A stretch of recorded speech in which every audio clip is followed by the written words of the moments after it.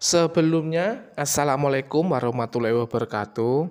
Oke, teman-teman, di sini hari Rabu ya, hari Rabu tanggal 15 Januari 2025, tepatnya tanggal 10 lebih 24 menit ya. Eh, ini di sini ada keputusan, yaitu isi keputusan Menpan RB nomor 16 tahun 2025, honorer menjadi P3K paruh waktu ya. Biar teman-teman itu tidak penasaran, untuk P3 paruh waktu itu, P3K yang bagian-bagian apa saja yang menjadi P3K paruh waktu. Simak terus ya video ini biar teman-teman nanti biar paham dan tidak gagal fokus dan tidak bertanya ke teman-temannya yang lain.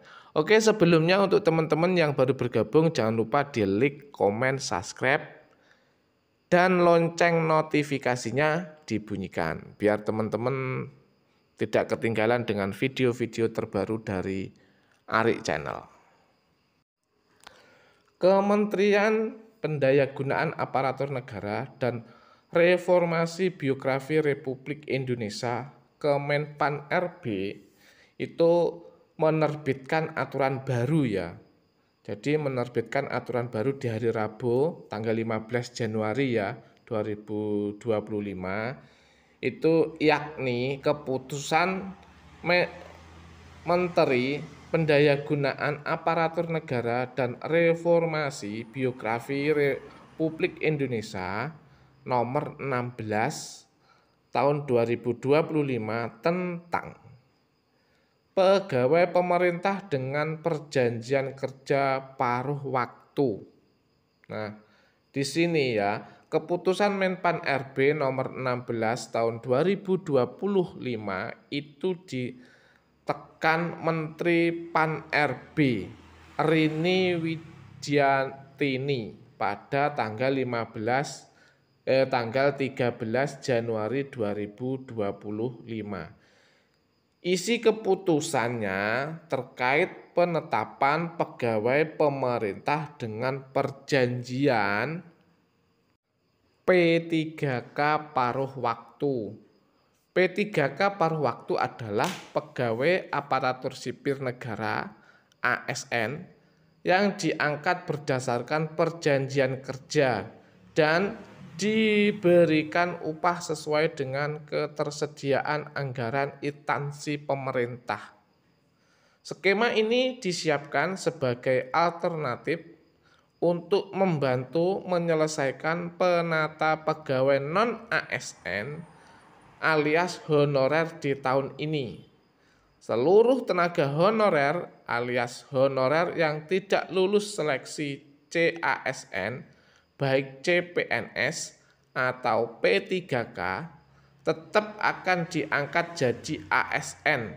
Mereka otomatis menjadi P3K paruh waktu. Jadi untuk teman-teman itu yang tidak lolos di seleksi tahap 1 dan nanti tidak lolos lagi di seleksi tahap 2, itu teman-teman akan ditaruh di P3K paruh waktu. Jadi untuk teman-teman itu jangan berkecil hati ya, karena kenapa kok tidak penuh waktu, kok ditaruh di paruh waktu. Mungkin itu Menpan RB itu sudah mempunyai tempat-tempat yang untuk ditaruh di paruh waktu seperti itu. Pelamar seleksi CASN yang akan masuk ke kelompok P3K paruh waktu terbagi ke dalam beberapa kategori. Pertama, pelamar yang sudah mengikuti seluruh tahapan seleksi namun jumlah penetapan kebutuhan formasi tidak mencukupi. Kategori kedua, tenaga honorer yang saat proses seleksi CASN 2024 memiliki daftar formasi rekrutmen CPNS namun tidak lolos ke tahap akhir, nah pelamar honorer itu tidak perlu kembali pendaftar ke P3K tahap 2. Jadi yang untuk pelamar CPNS yang tidak lolos di seleksi itu tidak usah mendaftar di P3K tahap 2. Nah, di sini ya, konsep P3K paruh waktu adalah pegawai yang diangkat berdasarkan perjanjian kerja dan diberikan upah sesuai dengan ketersediaan anggaran instansi pemerintah. Ini berlaku bagi pegawai non-ASN yang terdaftar dalam pengangkatan data BKN. Setidaknya terdapat 4 kriteria orang yang bisa menjadi P3K paruh waktu. Yang pertama itu pegawai non-ASN yang terdaftar dalam pengkalan data atau database BKN. Lalu mendaftar dan mengikuti seleksi P3K tahap 1. Atau tidak lulus seleksi CPNS. Yang kedua, pegawai non-ASN lainnya yang telah mengikuti tahapan seleksi P3K 2024. Ketiga, pegawai non-ASN yang mendaftar pada pengadaan P3K namun tidak mendapat formasi. Lalu yang keempat, peserta seleksi yang terdampak akibat tidak tersedianya anggaran belanja pegawai sehingga tidak mendapatkan formasi. Nah, di sini ada syarat-syarat jadi P3K paruh waktu. Jadi untuk teman-teman nggak usah nggak usah terlalu memikirkan ini karena kalian tetap akan diangkat P3K. Kenapa? Karena skemanya itu tadi kan sudah dikeluarkan ya. Jadi teman-teman itu tetap menjadi P3K paruh waktu karena tetap teman dipekerjakan. Daripada teman-teman itu nanti tidak dipekerjakan ya kan, mending bisa menjadi P3K paruh waktu. Jadi untuk syarat-syaratnya jadi P3K paruh waktu yaitu lebih lanjut ada sejumlah syarat untuk P3K paruh waktu. Pertama, harus memenuhi kriteria, juga diwajibkan memiliki ijazah sesuai dengan syarat jabatan yang akan diduduki.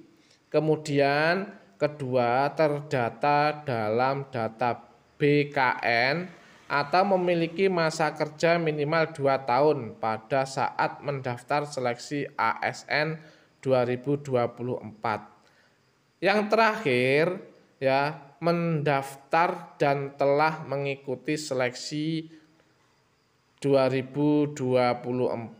Masa perjanjian kerja P3K paruh waktu ditetapkan setiap 1 tahun. Tercantum dalam perjanjian kerja sampai dengan diangkat menjadi P3K penuh waktu untuk bisa diangkat P3K. Instansi bisa mengusulkan menjadi P3K dengan pertimbangan ketersediaan anggaran dan hasil penilaian kinerja. Jadi artinya teman-teman yang sudah jadi paruh waktu itu bisa jadi P3K ya. Dan juga tidak lagi usulkan nomor identitas ASN karena nomor identitas ASN sudah melekat saat menjadi P3K paruh waktu. jelas PLT Deputi Bidang SDM Aparatur Kementerian Pan-RB Aba Subagja Selasa kemarin ya. Jadi untuk teman-teman itu ndak usah bingung ya. Begitu. Nah, di sini ini P3K paruh waktu mempunyai hak-hak ya, menjadi hak keuangan pada P3K paruh waktu. Hak keuangan pada P3K paruh waktu itu ya, P3K paruh waktu memiliki hak mendapatkan upah dan fasilitas lain sesuai peraturan perundang-undangan. Upah diberikan paling sedikit sesuai dengan besar yang diterima ketika menjadi non-ASN atau sesuai dengan upah minimum yang berlaku di wilayah itu. Berdasarkan keputusan Menpan RB nomor 16 tahun 2025, sumber pendanaan bisa berasal dari selain belanja pegawai, P3K paruh waktu juga harus memenuhi ketentuan terkait dengan disiplin sesuai dengan disiplin ASN beserta kewajibannya. Nah, di sini ya kebutuhan P3K paruh waktu dalam poin ketiga keputusan Menpan RB nomor 16 tahun 2025 dijelaskan pengadaan P3K paruh waktu dilaksanakan untuk mengisi kebutuhan pada jabatan sebagai berikut. Yang pertama itu guru dan tenaga kependidikan. Yang kedua yaitu tenaga kesehatan. Ketiga, tenaga teknis. Keempat, pengelola umum operasional. Kelima, operator layanan operasional. Keenam, pengelola layanan operasional. Ketujuh, penata layanan operasional. Nah, mungkin di sini teman-teman itu ada yang operator layanan operasional, terus pengelola layanan operasional, terus penata layanan operasional. Nah, di sini teman-teman mesti paham ya dengan itu semua ya. Jadi teman-teman itu harus menerima karena ya seperti itulah keputusan Menpan yang dikeluarkan di hari ini ya. Seperti itu. Tahapan pengadaan P3K paruh waktu. Pengadaan P3K paruh waktu dilaksanakan dengan tahapan sebagai berikut. Yang pertama atau yang A, pejabat pembina kepegawaian atau PPK mengusulkan rincian kebutuhan P3K paruh waktu kepada Menteri Pendayagunaan Aparatur Negara dan Reformasi Birokrasi berdasarkan ketentuan sebagaimana dimaksud dalam diktum kelima. Yang B, rincian kebutuhan P3K paruh waktu bagi pegawai non-ASN sebagaimana dimaksud dalam diktum kelima wajib diusulkan seluruhnya oleh PPK. Yang C, Menteri Pendayagunaan Aparatur Negara dan Reformasi Birokrasi menetapkan rincian kebutuhan P3K paruh waktu dan pada setiap instansi pemerintah. Yang D, rincian kebutuhan P3K paruh waktu terdiri atas kebutuhan jumlah, jenis jabatan, kualifikasi, pendidik dan unit penempatan. Jadi itu ya.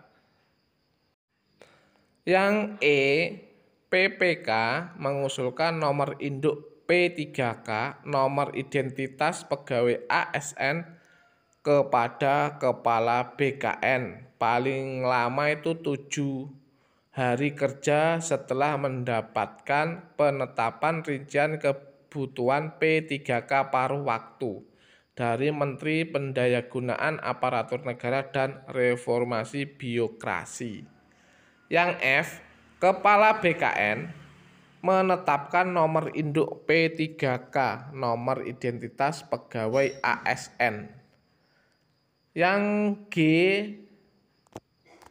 penerbitan nomor induk P3K atau nomor identitas pegawai ASN sebagaimana dimaksud pada huruf F, diterima oleh PPK paling lama 7 hari kerja sejak waktu penyampaian.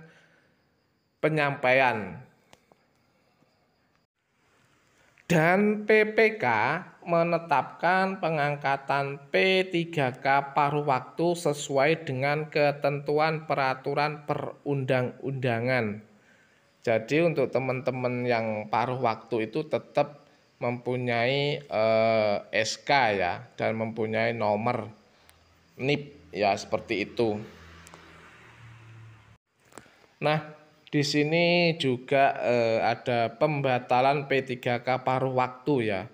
Dalam hal pegawai non ASN diusulkan menjadi P3K paruh waktu tetapi di kemudian hari.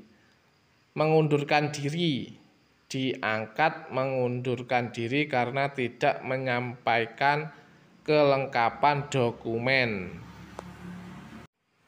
Dianggap mengundurkan diri karena tidak menyampaikan kelengkapan dokumen dalam batas waktu yang ditentukan. Yang C itu meninggal dunia, maka PPK membatalkan proses pengangkatan yang bersangkutan.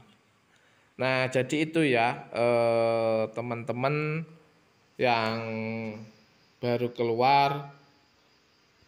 Jadi demikian ya isi keputusan Menpan RB tanggal 16 tahun 2025 yang ditekan Menteri Pan RB Rini Widiati pada tanggal 13. Jadi untuk teman-teman tetap semangat ya, walau paruh waktu kita juga sudah dapat nomor induk ya, seperti itu. Oke teman-teman, terima kasih selalu mendukung Arik Channel. Mudah-mudahan informasi ini bisa bermanfaat bagi teman-teman semuanya. Oke, untuk teman-teman salam sehat, salam sejahtera untuk kita semua.